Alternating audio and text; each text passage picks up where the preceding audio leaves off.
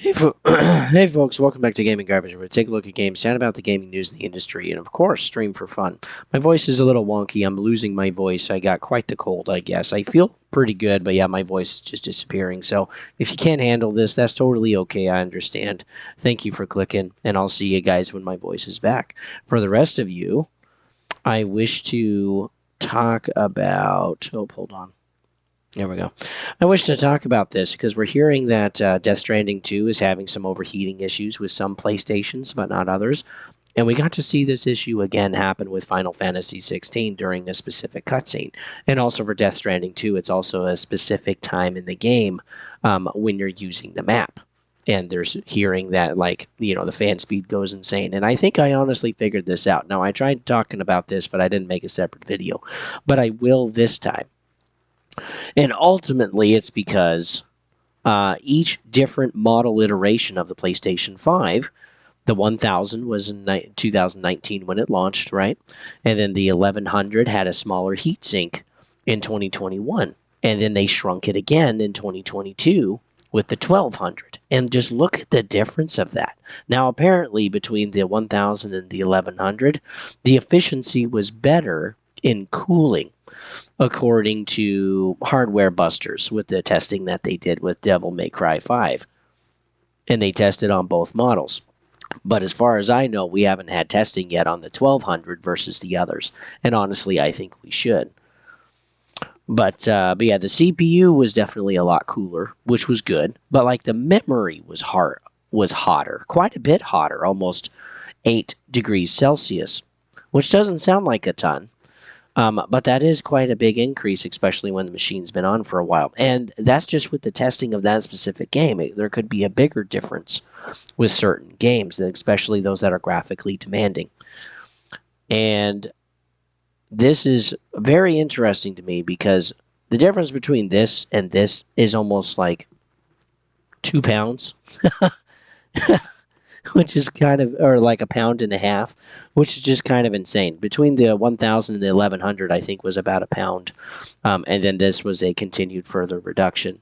Now, the release date of Final Fantasy 16 was in 2023, and this implementation was in 2022. And so pretty much any game after this could have overheating issues. And we finally got to find that out with a cutscene. And the ways to fix it were all related with the memory. Okay, switching to frame rate mode instead of quality, and also reducing your output resolution to 1080p, and also disabling HDR. And then, of course, making sure that it's upright and elevated on a hard surface. Okay, and clean too. Okay, please clean your consoles.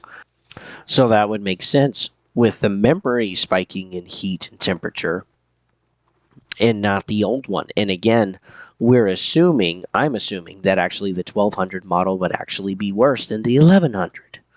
Because again, the heatsink is smaller and the pipes are also a little shorter. Maybe just slightly again, compared to the 1100. So, and now we have Death Stranding 2. And yeah, there's overheat warnings and in some cases automatic shutdowns. And this is coming from Tech4 Gamer, Push Square, and Game Rant.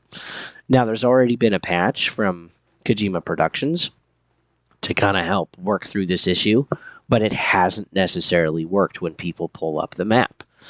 And hopefully there aren't any other issues that crop up when people are playing through the game or playing through cutscenes.